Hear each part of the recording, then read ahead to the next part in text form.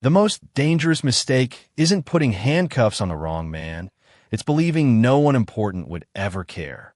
The dinner rush had settled into its familiar rhythm inside Maple Grove Diner. Coffee cups clinked softly against ceramic saucers. Forks scraped across old white plates. A jukebox in the corner played a slow country song that almost disappeared beneath the murmur of conversations. Outside, rain drizzled over the empty parking lot, washing streaks of neon light across the wet pavement. It looked like an ordinary Tuesday evening, the kind of evening people would forget before they even reached home, until two police cruisers rolled into the parking lot. The flashing red and blue lights reflected against the diner's front windows, immediately drawing every pair of eyes inside toward the entrance. Officer Ethan Brooks stepped through the door first. Tall, broad shoulders, crisp uniform. Officer Kyle Mercer followed close behind, his expression already hardened before saying a single word. Neither officer looked around for answers.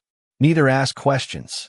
Instead, their eyes landed immediately on an elderly black man sitting alone in the last booth beside the window.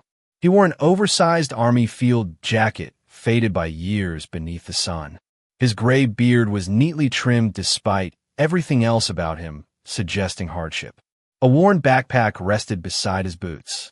An old veteran's cap lay carefully folded on the table next to a half-finished bowl of soup. Marcus Reed looked up slowly. His eyes showed neither fear nor surprise, only exhaustion. The waitress, Emily Carter, hurried from behind the counter. "Officers, there must be some misunderstanding." Officer Brooks barely acknowledged her. "We received a report about a homeless individual refusing to leave after disturbing customers." Emily shook her head immediately. "He hasn't disturbed anyone. He paid." Brooks asked without looking at her. Emily hesitated only because she hadn't yet brought the receipt. Marcus quietly reached into his jacket pocket. "I have enough for dinner." Kyle Mercer laughed under his breath. "They all say that." Several customers lowered their eyes. Others instinctively lifted their phones. Someone whispered, "This isn't going to end well." Marcus slowly placed a few folded dollar bills onto the table. His hands moved carefully, steadily, like someone who had spent a lifetime learning that sudden movements often invited unnecessary trouble. "I don't want any problems, officers." His voice was calm, respectful, almost gentle, but Officer Brooks had already made up his mind. "You've been bothering people. I've spoken to no one. You expect us to believe that?" Marcus nodded once. "You don't have to believe me." The diner grew strangely quiet. Even a jukebox seemed to fade into the background. Rain tapped softly against the windows. Coffee steamed from forgotten mugs. Every person inside felt the atmosphere changing. Officer Mercer grabbed the old backpack without permission. "What V we got here?" Marcus instinctively reached forward. "Please, those are my personal belongings." Mercer pulled the bag away before Marcus could touch it. "Sit down." "I already am." A few nervous laughs escaped from somewhere near the counter. Emily stepped closer. "Please stop. He's done nothing wrong." Brooks turned toward her. "You interfering with a police investigation?" Her face immediately paled. "No, sir." Marcus looked at her for only a second, almost as if asking her not to make things worse. That quiet glance carried more dignity than anger, more gratitude than fear. Officer Brooks suddenly reached for Marcus's wrist. "Stand up." Marcus obeyed immediately, slowly, without resistance. The old veteran rose from the booth, joints stiff from age and years of sleeping wherever the weather allowed. Some customers began recording openly now. One elderly couple exchanged uncomfortable glances. A little boy looked at his mother. "Mom, what did he do?" She couldn't answer. Marcus simply stood there. Rainwater still dripped from the edge of his worn jacket, where he had entered minutes earlier. Officer Brooks spun him around. Metal cuffs clicked sharply through the silent diner. The sound echoed far louder than it should have. Emily covered her mouth. Someone gasped. Marcus closed his eyes for the briefest moment. Not because the handcuffs hurt, because the humiliation felt painfully familiar. Officer Mercer smirked. Should have picked somewhere else to cause trouble. Marcus slowly opened his eyes again. His breathing remained steady. His shoulders remained straight. He spoke so quietly that only the officers standing closest could hear him. "I've wore handcuffs before." Mercer chuckled. "No kidding." Marcus looked directly at Officer Brooks. There was no hatred in his eyes, only disappointment. Then, after a long silence, he asked one simple question that sounded almost insignificant. "May I make one phone call?" Neither officer realized that the next 60 seconds would become the last ordinary minute of their careers. Officer Ethan Brooks glanced at Marcus Reed for a long moment before letting out a dry laugh. "One phone call," he repeated. "Go ahead. Maybe somebody misses you." Officer Kyle Mercer smirked. If he even remembers the number. A few customers laughed nervously. Most didn't. The room had become painfully divided. Some believed the officers had to be right simply because they wore badges. Others stared at the elderly black veteran with growing discomfort, sensing that something about this arrest felt terribly wrong. Marcus didn't react to the insults. He simply nodded once. "Thank you." Brooks removed one hand from the cuffs, just long enough for Marcus to hold an old cell phone that Emily quietly slid across the counter. Its cracked screen flickered weakly before lighting up. Marcus didn't scroll. He didn't search through contacts. He typed 11 digits from memory. Every number, without hesitation. The phone rang once. Twice. Someone answered. Marcus spoke only 7 words. "This is Marcus. It finally happened today." Nothing more. He listened for barely 5 seconds. "Thank you." The call ended. That was it. No pleading. No explanation. No desperate request for help. Officer Mercer burst into laughter. "That's your rescue plan?" Marcus calmly handed the phone back to Emily. "Yes." The confidence in his voice unsettled her. Not because it sounded threatening, because it sounded certain. Outside, rain continued falling across the nearly empty parking lot. Water trickled beneath the patrol cars while distant thunder rolled somewhere beyond the dark horizon. Inside the diner, the silence became almost unbearable. Emily walked toward Marcus carefully. I'm so sorry." Marcus offered a faint smile. "You've been kind. You shouldn't be treated like this." He looked toward the window instead of answering. For a brief moment, his reflection stared back at him. An aging man, gray beard, weathered skin, an old military jacket. To everyone else, he looked exactly like what they expected a homeless veteran to look like. Invisible, forgettable. Officer Brooks noticed the folded veteran's cap still resting on the table. He picked it up with 2 fingers. "You actually expect people to believe this?" Marcus looked directly at the cap. "I don't expect anything." Brooks turned the cap over, examining its faded embroidery before tossing it carelessly back onto the table. It could have come from any thrift store. Emily flinched. The cap landed upside down. Marcus didn't reach for it. Instead, he quietly whispered, almost to himself, "Some things aren't measured by what they look like." Brooks rolled his eyes. Save the speeches. Another patrol officer entered the diner carrying a small evidence bag. No weapons. No drugs. No warrants. Brooks frowned. "So what's in a backpack?" The younger officer shrugged. "Clothes. A Bible. Military photographs. Several service medals." Mercer laughed again. "Fake, probably." The young officer hesitated. "They don't look fake." Before Brooks could answer, a sharp crack of thunder shook the windows. Nearly everyone turned toward the parking lot. Far in the distance, headlights appeared through the rain. One vehicle, then another, then a third. Black SUVs. No emergency lights. No sirens. Just steady headlights cutting through the storm. Officer Mercer glanced outside for barely a second before dismissing them. Probably passing through. Marcus quietly lowered his eyes. "No." His voice remained soft. "They're coming here." Neither officer noticed that every second after that phone call had begun moving them closer to a moment from which their badges, their authority, and their careers would never recover.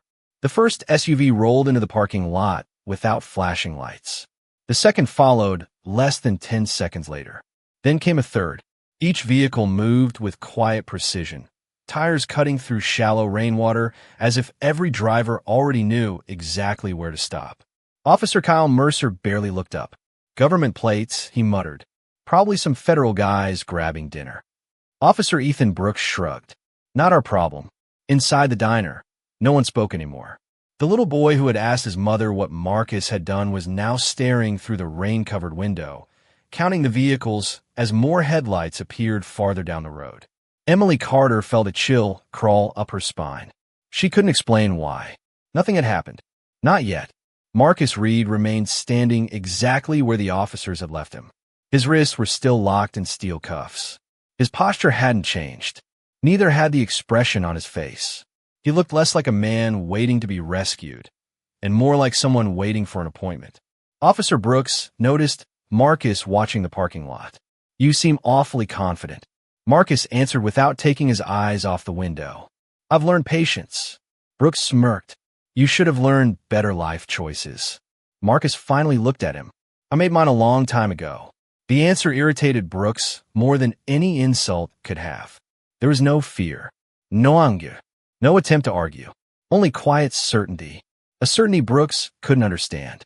Outside, the doors of the first SUV opened. 4 men stepped into the rain. Dark suits, black umbrellas, earpieces. None of them hurried. None of them looked confused. They walked with the calm confidence of people who already knew where they were going. Mercer frowned. Secret Service? Brooks shook his head. No way. Another vehicle arrived behind them. Then another.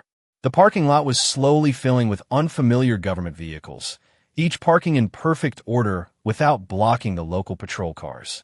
Customers began whispering. Who are they? Is somebody important here? Maybe a politician.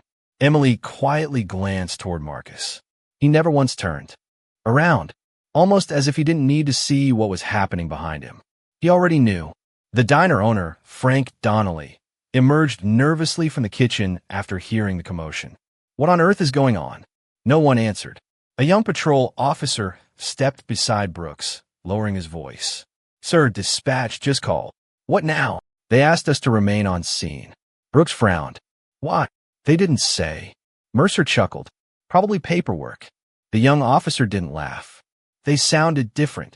Before Brooks could ask another question, the front door opened. Not forcefully, not dramatically, simply opened.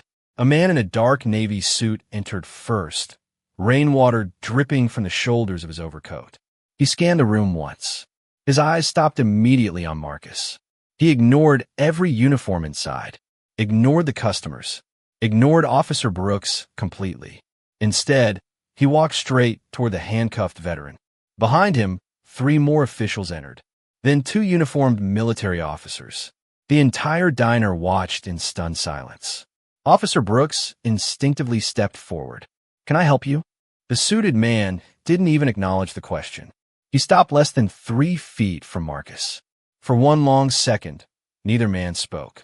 Then, with unmistakable respect, the visitor straightened his posture. The military officers behind him did exactly the same. Every conversation inside the diner died instantly. The rain continued tapping softly against the windows as the stranger prepared to say the words that would change everything. The man in the navy overcoat stopped directly in front of Marcus Reed. For a heartbeat, neither of them moved. Rainwater dripped quietly from the visitor's coat onto the polished diner floor. Then, without the slightest hesitation, he straightened his back. The 2 Army officers behind him did the same. Every customer watched in complete silence. Mr. Reed, the man said calmly, I apologize for our delay. Officer Ethan Brooks frowned. Excuse me? The visitor finally turned his head. His expression remained composed, but his eyes carried an unmistakable authority. I'm Special Director Daniel Whitmore. He reached into his coat and displayed a federal credential for only a moment. I'll need everyone to remain exactly where they are. Brooks instinctively stepped forward. This is an active police investigation. Whitmore looked at the handcuffs around Marcus's wrists before speaking again. No, his voice never rose. This is now a federal matter. The words settled over the room like thunder. Officer Mercer laughed awkwardly. Federal? Over a homeless guy. No one joined him. Whitmore didn't answer immediately. Instead, he looked at one of the Army officers. Colonel. The colonel walked forward. Without saying a word, he stopped in front of Marcus. Then he raised his hand in a crisp military salute. "Good evening, sir." No one inside the diner breathed. Emily felt tears gathering in her eyes. The young patrol officer lowered his gaze. Even Frank, the diner owner, instinctively removed his cap. Marcus slowly returned the salute, as much as the handcuffs allowed. "Good evening, Colonel." Officer Brooks stared in disbelief. "What is this?" The colonel finally faced him. "The man you're detaining served this country for 29 years. His voice was calm. He led men into places most Americans will never know existed. Mercer folded his arms. "So what?" The colonel's eyes hardened. "So, he earned respect long before either of you earned a badge." The diner fell silent again. Whitmore stepped closer to Marcus. "I'm sorry this happened." Marcus offered a faint smile. "You came. You called. That's all I needed." Whitmore nodded once before turning toward Brooks again. "Officer, remove the handcuffs." Brooks didn't move. "I'd like to know why." Whitmore's expression never changed. "Because you no longer have lawful authority to continue detaining him." Brooks crossed his arms. "I'll wait for my captain." "You won't need to." Whitmore reached for the small radio clipped to his belt. "Command has already been notified." Almost on cue, another vehicle entered the parking lot. Then another. The reflections of flashing lights covered the rain-soaked windows. Not patrol cars. Command vehicles. The front door opened once more. A police captain entered, followed by the department's internal affairs commander. Neither of them looked at Officer Brooks. Neither acknowledged Officer Mercer. They walked straight toward Whitmore. The captain removed his hat. "What happened here?" Whitmore answered quietly. "That's exactly what we're about to determine." He glanced toward the customers holding up their phones, then toward the security cameras mounted above the counter. Finally, he looked back at Marcus. For the first time that evening, the balance of power inside the diner had begun to shift. Not through anger, not through force, but through truth that had finally arrived at the door.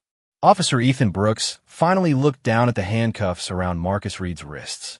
For the first time that evening, uncertainty crossed his face. Only for a second. Then pride returned. "I'm not removing these," he said. "Not until I know exactly who I'm dealing with." Special Director Daniel Whitmore held his gaze. "You already do." "No, I know exactly who you're dealing with." The room remained perfectly still. Even the rain outside seemed quieter now. Internal Affairs Commander Lisa Grant stepped beside Whitmore, her expression unreadable as she surveyed the diner. "Nobody leaves," she instructed calmly. "Phones may continue recording." Several customers exchanged surprised looks. Most expected officials to stop the filming. Instead, they were encouraging every second of it to be preserved. Emily Carter felt hope replacing fear. For the first time since the officers had entered the diner, she believed the truth might actually matter. Captain Robert Hayes slowly approached Officer Brooks. "Ethan," the captain's voice was low. "Unlock the cuffs." Brooks shook his head. "Sir, with respect, I follow procedure." Hayes didn't respond immediately. Instead, he looked toward the ceiling. "There are 4 security cameras in this dining room." Then he looked toward the customers. "And at least 17 witnesses." Finally, he glanced at the phones still recording. "This procedure has excellent documentation." The word struck harder than any shouted order. Mercer shifted uneasily. "This is getting blown way out of proportion." Commander Grant answered without emotion. "We'll determine that after reviewing the evidence." Marcus remained silent. He never interrupted, never defended himself, never demanded an apology. He simply waited. Whitmore turned toward Marcus. "Mr. Reed, are you injured?" Marcus looked briefly at the steel cuffs. "My wrists will heal." Whitmore understood exactly what he meant. Some injuries couldn't be measured by bruises. Captain Hayes exhaled slowly. "Officer Brooks, this is your final instruction. Remove the handcuffs." This time Brooks hesitated. His confidence had begun to crack. The certainty that had carried him through the arrest was quietly disappearing. He reached for the handcuff key. The metallic click echoed through the diner.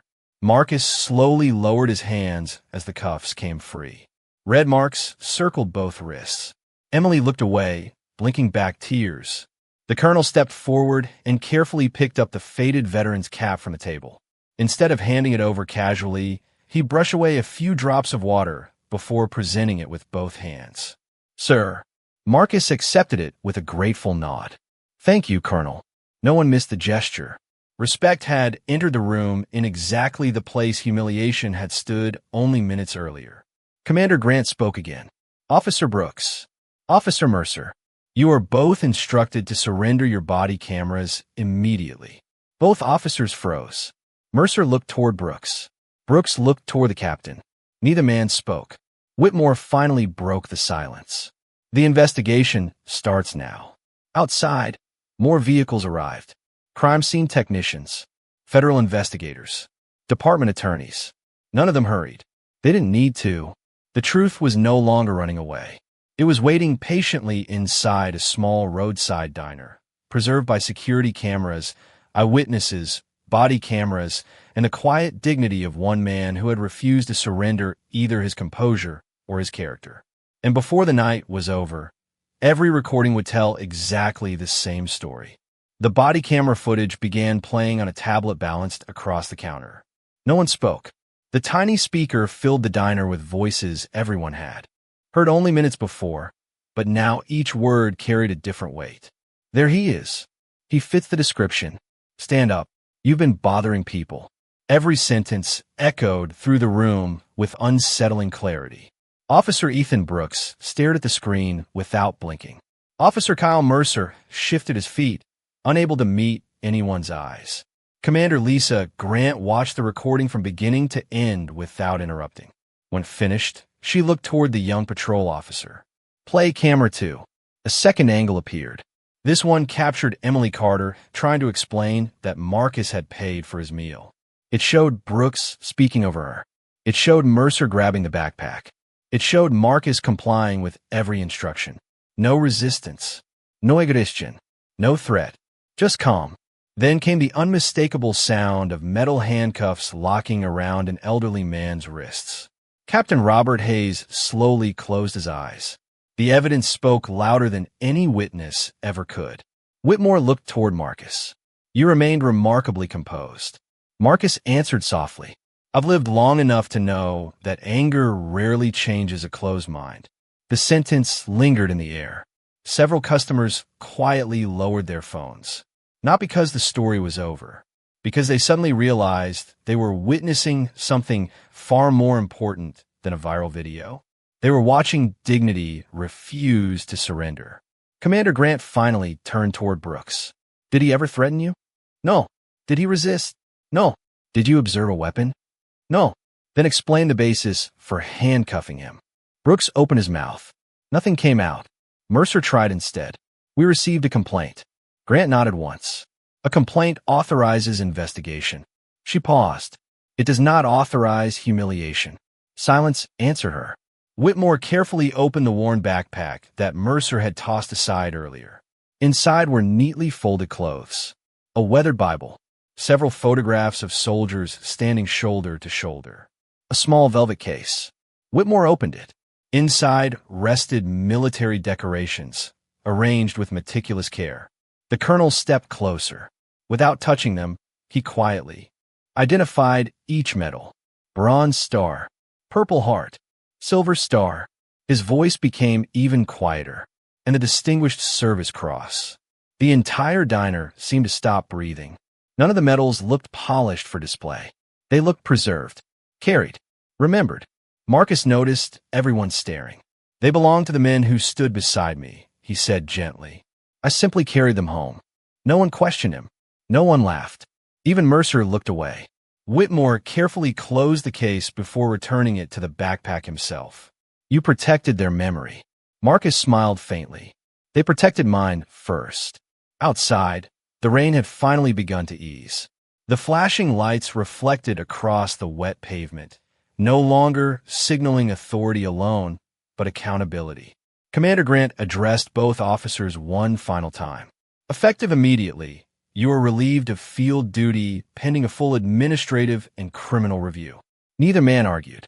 Neither protested. For the first time that evening, they understood that the moment Marcus Reed had quietly said, "It finally happened today," he had not been asking someone to save him. He had simply notified the truth that it was time to arrive. By sunrise, the video had spread far beyond Maple Grove.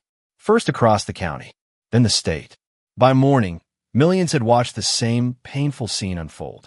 An elderly black veteran sitting quietly inside a diner. Two officers treating dignity as if it were suspicious. A waitress refusing to stay silent. And a single phone call that changed everything. Every major news station requested the surveillance footage. Every frame told the same story. No edits. No missing context. No confusión. Only truth. Inside police headquarters, the atmosphere felt nothing like the confidence that had filled the diner only hours before. Officer Ethan Brooks sat alone in an interview room. His badge rested on the metal table. Next to it lay his service weapon. Neither belonged to him anymore. Commander Lisa Grant entered carrying a thick investigation folder. She placed it gently on the table. "You've been placed on administrative leave." Brooks nodded without speaking. "Effective. Immediately, your law enforcement authority has been suspended." He stared at the badge. "I never thought it would end like this." Grant answered quietly. "Most people don't." Across the hall, Officer Kyle Mercer faced investigators from Internal Affairs and the State Attorney's Office. The confidence that had fueled every sarcastic remark inside the diner had disappeared. Questions came one after another. Why did you ignore witness statements? Why did you search the backpack? What specific threat did Mr. Reed present? Every answer sounded weaker than the last. Back at the diner, reporters crowded the parking lot. Satellite trucks lined both sides of the street. Microphones pointed toward anyone willing to speak. Emily Carter stepped outside only once. A reporter asked her why she had defended a man she had never met. Emily smiled softly. Because kindness shouldn't require permission. The answer spread almost as quickly as the arrest video itself. Inside the now quiet diner, Marcus Reed remained seated in the same booth where the evening had begun. His coffee had gone cold hours earlier. Special Director Daniel Whitmore joined him without saying a word. For several moments, both men simply watched the morning sunlight break through the retreating clouds. Finally, Whitmore spoke. The secretary asked if you're willing to attend a ceremony. Marcus looked out the window. "For me, for the men you serve beside." Marcus considered the offer, then smiled gently. "They deserve the applause." Whitmore nodded. They always did. Outside, people began placing small American flags near the diner entrance. Not because Marcus had asked them to, because they finally understood what they had witnessed. The story had never been about a homeless man. It had never been about medals. It had never even been about a phone call. It was about what happens when prejudice mistakes humility for weakness, and what happens when truth arrives carrying nothing louder than quiet integrity. As the morning sun reflected across the diner's front window, Marcus picked up his faded veteran's cap, settled it carefully onto his head, and walked toward the door with the same steady stride he had carried into far more dangerous places years before. This time, however, no one saw an invisible man. They saw someone who had reminded an entire community that character is never measured by appearance, and that the strongest people are often the ones who never need to announce their strength. 3 weeks later, the courthouse was filled long before the hearing began. Reporters occupied every available seat. Veterans stood shoulder to shoulder along the back wall. Residents from Maple Grove arrived carrying quiet expectations rather than anger. No one had come to celebrate someone's downfall. They had come to witness accountability. Marcus Reed entered through a side hallway wearing the same faded army jacket. The only difference was that it had been carefully cleaned. His veteran's cap rested firmly on his head. He carried no medals, no documents, only the same quiet dignity that had never left him. Emily Carter spotted him first. She smiled. Marcus returned the smile with a gentle nod. Nothing more needed to be said. Inside the courtroom, Officer Ethan Brooks and Officer Kyle Mercer sat beside their attorneys. Neither wore a uniform. The absence of their badges seemed louder than any accusation. Judge Eleanor Whitfield entered. The room rose together. After everyone was seated, the prosecutor stood. The evidence before this court includes body camera recordings, security footage, eyewitness testimony, dispatch communications, and departmental records. She paused. Each piece of evidence independently confirms the same sequence of events. The courtroom remained silent. No dramatic objections followed. No surprise witnesses appeared. The truth required no performance. The surveillance video played once again. Every command, every dismissive remark, every ignored explanation, every unnecessary decision. This time, however, the room watched without disbelief. They watched with understanding. When the recording ended, Judge Whitfield removed her glasses. She looked first toward Marcus, then toward the two former officers. Our justice system grants authority. Her voice was steady. It does not grant permission to abandon fairness. The words echoed. Through the courtroom, Brooks lowered his head. For the first time since the arrest, he spoke directly to Marcus. I convinced myself I was doing my job. His voice trembled. I stopped seeing the person standing in front of me. Marcus listened quietly. He neither interrupted nor looked away. Mercer remained silent. The confidence that had once fueled his mockery had completely disappeared. Judge Whitfield signed several documents before continuing.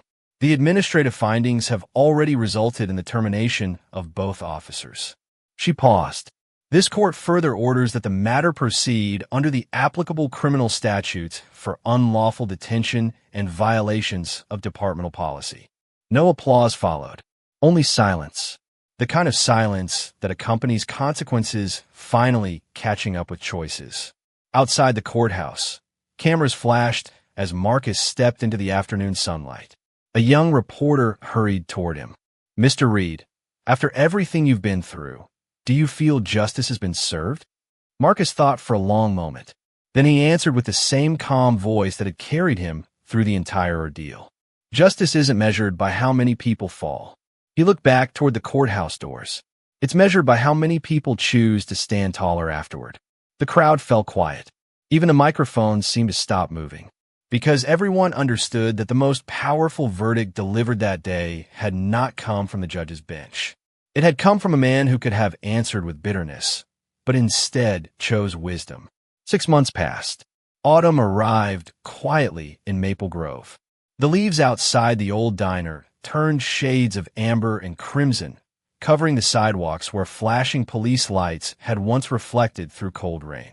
Life had moved forward, yet no one had forgotten that night. Inside the Maple Grove diner, a single photograph now hung beside the entrance. It showed a group of local veterans sharing breakfast together. Marcus Reed stood in the center, smiling gently. Below the frame was a simple brass plaque. Honor begins with how we treat the person standing in front of us. Customers often stop to read it before taking their seats. Many never realized that the man in the photograph had once been mistaken for someone who did not matter. On Veterans Day, the town gathered in the central square. School children carried small American flags. Families stood quietly beneath clear blue skies. There were no television cameras this time. No breaking news.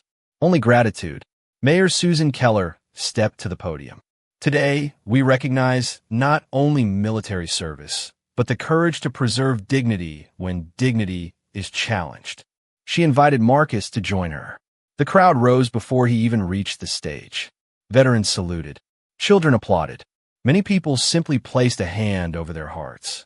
Marcus accepted the recognition with the same humility he had shown inside the diner months earlier. When the applause faded, he stepped toward the microphone. He looked across the faces before him. Some had once watched the arrest. Some had defended him. Some had remained silent. Today, they all stood together. I've worn this country's uniform. He paused.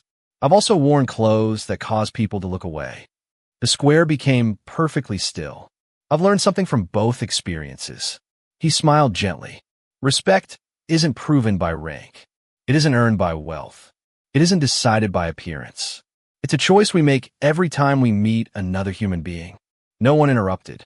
Even the wind seemed to soften. Marcus looked toward a group of young police recruits standing together near the memorial. I don't want future officers to remember my name. I want them to remember this lesson.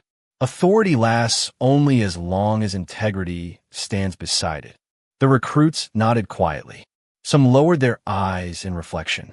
After the ceremony ended, Emily Carter walked over carrying 2 cups of fresh coffee. She handed one to Marcus. "Back to breakfast?" she asked with a smile. Marcus chuckled softly. "Back to breakfast."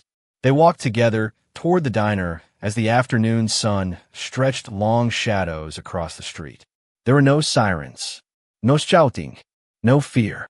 Only ordinary people living an ordinary day. Perhaps that was the greatest victory of all, because real justice does not exist to create heroes. It exists to protect ordinary moments from extraordinary injustice. Marcus paused before entering the diner. He looked once at the clear sky above him, then quietly whispered words only he could hear. For those who never made a home. He stepped inside. The door closed gently behind him, and somewhere beyond that peaceful silence lingered a truth far stronger than anger. A badge may command obedience, but character earns remembrance. And on that rainy night, when one quiet veteran chose dignity over bitterness, justice found a new voice that an entire community would never forget.